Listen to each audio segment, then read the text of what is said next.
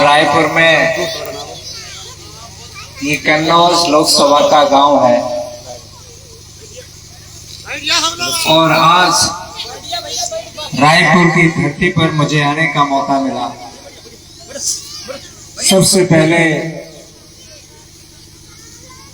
मैं जैसे ही यहाँ रोड पे सारे बच्चों ने मुझे रोकने का काम किया, सबसे पहले मैं बुद्ध विहार गया। बुद्ध विहार पर पूजनीय भंते जी का मैंने आशीर्वाद लिया और यहाँ पर भी जहाँ गांव में बुद्ध कथा चल रही है, पूजनीय बौद्ध भिक्षु संघ बैठा हुआ है, सबसे आके प्रणाम करता हूँ, वंदन करता हूँ। इस कथा के जो वाचक हैं नंद किशोर जी और भंसिका जी, उनको भी मैं बहुत बहुत धन्यवाद देता हूँ और सबसे ज्यादा धन्यवाद हमारी माताएं और बहनों के साथ में जो हमारे युवा साथी जो पूरा बैंड बाजे के साथ रोड से अपने गांव तक लाने का काम किया है, इसलिए उन सबको बहुत बहुत धन्यवाद और बहुत बहुत बधाई। और मैं सभी से अनुरोध करूंगा, जितने भी लोग पंडाल में हैं, इन बच्चों के लिए एक बार जोरदार तालियों से स्वागत कर दीजिए। आपके जिस तरह से हम गांव में आए और पूजनीय जब भंते जी को मैंने देख लिया, पहले बच्चों ने कहा कि बुद्ध विहार पे चलो भैया, तो मैंने कहा समय कम है, पहले जहां कार्यक्रम हो रहा है वहां चलते हैं। लेकिन पूजनीय भंते जी को जब मैंने देख लिया इतने कड़ाके की सर्दी में और बुद्ध विहार पर खड़े हुए हैं, मैं सबसे पहले भंते जी को प्रणाम करने के लिए मैं बुद्ध विहार गया, पूजनीय भंते जी का आशीर्वाद लिया, तथागत भगवान गौतम बुद्ध का दर्शन किया और उसके बाद में मेरा हाथ पकड़ के भंते जी जो सम्राट अशोक का आपने लाड बनाने का काम किया है, मुझे वहां ले गए और मैं सच बता रहा हूं, मैं सच बता रहा हूं, उस शिलालेख पर जब मैंने अपना नाम लिखा देखा और दानदाताओं की लिस्ट में मैंने ऊपर नाम लिखा देखा तो मन में बड़ी प्रसन्नता हुई। मैं सच बता रहा हूं, मुझे पता ही नहीं था कि मैंने इस शिलालेख के लिए दान किया है। आज हम यहाँ पर हैं। अभी बच्चे कह रहे थे सांस्कृतिक के बारे में जरूर बोल देना। मैं कह सकता हूं और बताना चाहता हूं कि वो दौर था, वो दौर का आज से सोचो 2500 साल पहले, आज इस पंडाल में भगवान बुद्ध के धम्म की बात हो रही है। मैं धम्म के साथ, धम्म की बात तो हमारे कथावाचक और बहन हमारी शिखा जी आपको तमाम गानों के माध्यम से बताने का काम कर रहे होंगे, लेकिन मैं बताना चाह रहा हूं, जितना धर्म जरूरी है, जितना धर्म की क्रांति जरूरी है, उतने ही आर्थिक क्रांति और राजनीतिक क्रांति जरूरी है। भगवान बुद्ध राजा शुद्धोधन के बेटे थे। किसके बेटे थे? राजा के। भगवान बुद्ध राजा शुद्धोधन के बेटे थे। सम्राट अशोक अपने आप में खुद सम्राट था। मैं ध्यान आकर्षित कर रहा हूं, ये लोग पैसे से बहुत मजबूत थे और जब अर्थ अच्छा होता है तो दुनिया का कोई भी काम आप कर सकते हैं। तो मैं कहना चाहूंगा कि जितना धर्म जरूरी है उतना ही हमें आर्थिक मजबूत होना जरूरी है।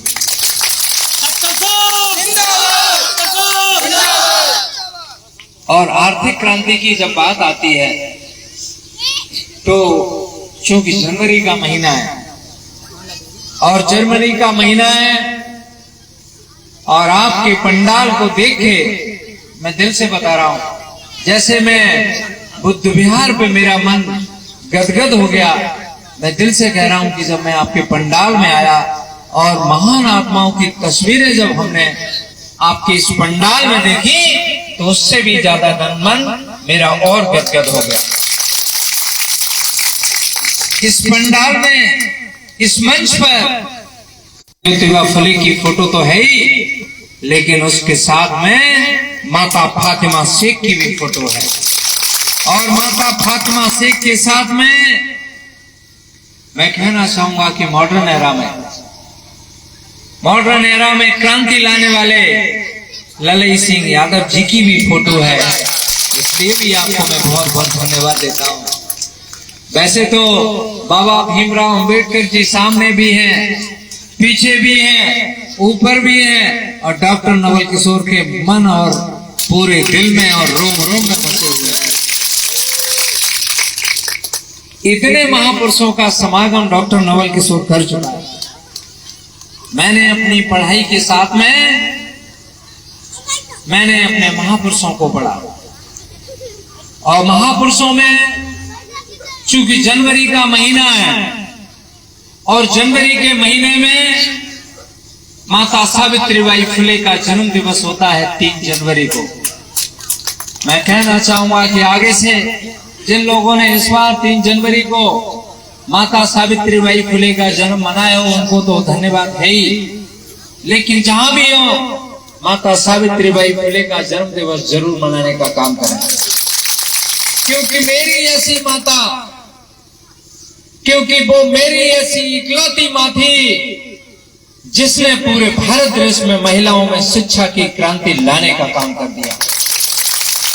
सोचो, उस जमाने में 1820 और 30 के जमाने में जब इस देश में बेटियों को, बालिकाओं को पूरे भारत देश में पढ़ने का अधिकार नहीं था, सोचो उस जमाने में मेरी माता ने क्रांति लाने का काम किया। बचपन में पहले बाल विवाह हुआ करते थे। माता सावित्रीबाई फुले की 9 साल की उम्र में शादी हो जाती है, और 9 साल की उम्र में शादी के बाद जब वो अपने पति के घर पर आते हैं, ज्योतिबा फुले जी के घर पर आती हैं। ज्योतिबा फुले जी उस समय पढ़ाई करते थे, और उनकी एक दिन किताब को बिरादरी से निकालने का काम हो जाएगा। मां सावित्रीबाई फुले को उनके पिताजी ने डांटा, और जब बच्चों को कोई डांटता है तो बच्चे उस बात पर जिरह जरूर करते हैं, और जो होनहार बच्चे होते हैं फिर वो प्रण कर लेते हैं कि हमें जरूर ये काम करना है।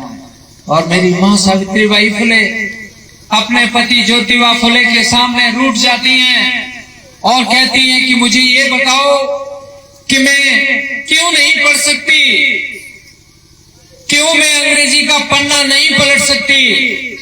तब ज्योतिबा फुले जी ने बताया कि पूरे भारत देश में महिलाओं को पढ़ने का अधिकार नहीं है। मेरी मां ने प्रण किया और अपने पतिदेव से कहा कि मुझे पढ़ाना होगा, अगर आप नहीं पढ़ाओगे तो आप पति धर्म को नहीं निभाओगे। ज्योतिबा फुले जी मेरी माता का कहना नहीं टाल पाए। घर में नहीं पढ़ सकते थे तो वो खेत में ले जाके मेरी माता सावित्रीबाई फुले को पढ़ाना चालू कर दिया। और माता सावित्रीबाई फुले जब पढ़ गई, माता सावित्रीबाई फुले का गांव है वो पुणे से जब लोनावाला जाते हैं, बॉम्बे और पुणे के बीच में एक लोनावाला जगह पड़ती है, और लोनावाला और पुणे के बीच में सितारा गांव है। मैं उस गांव में जाने का हमने काम किया है।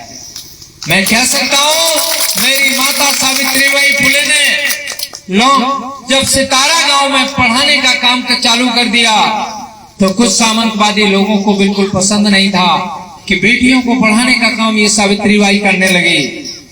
माता सावित्रीबाई फुले के जब पढ़ाने जाती थी तो कुछ लोगों ने उनके ऊपर गोबर फेंकना चालू कर दिया, कुछ लोगों ने कीचड़ फेंका, कुछ लोगों ने माता सावित्रीबाई फुले के अब शब्दों के बाण फेंकना चालू कर दिए। लेकिन मेरी माता ने सोच लिया था कि मुझे क्रांति लाने का काम करना है।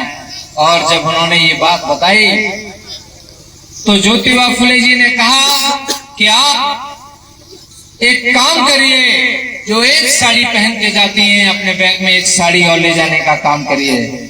माँ सावित्रीबाई फुले दो साड़ियां अपने बैग में ले जाके शिक्षा की क्रांति को आगे बढ़ाने का काम किया। और एक दिन आतंकवादी रस किया कि तुम ये काम नहीं कर सकते, तुम महिलाओं को पढ़ा नहीं सकते, मैं तुम्हें पढ़ाने नहीं दूंगा। मेरी माता सावित्रीबाई फुले के सामने जब सोचो इतना बड़ा सामने एक टारगेट मिल गया, तो मेरी माता सावित्रीबाई फुले के अंदर गुस्से की ज्वाला जलने लगी और मेरी माता सावित्रीबाई फुले ने 1 लाख के साथ एक चपाटा उस सामंतवादी में देने का काम किया। और उसके बाद किसी की हिम्मत नहीं हुई और मेरी माता सावित्रीबाई फुले ने सोचो 1848 में 1848 से ये कारवां शुरू हुआ और 52 तक आते आते 4 साल में महाराष्ट्र की धरती पर 17 विद्यालय खुलवाने का काम किया। और मैं इस मंच पर मैं धन्यवाद दूंगा, जब मेरी माता सावित्रीबाई फुले को विद्यालय खोलने के लिए जगह नहीं कोई दे रहा था, उस समय हमारी ये माँ जो मुस्लिम समुदाय से थी, माँ फातिमा शेख, इस माता ने जगह देने के साथ माता सावित्रीबाई फुले के साथ में कुछ शिक्षक बनके इस देश में शिक्षा की क्रांति लाने का काम कर दिया। मैं बात कर रहा था अर्थ की क्रांति। INDC नेटवर्क, बदलते भारत के साथ।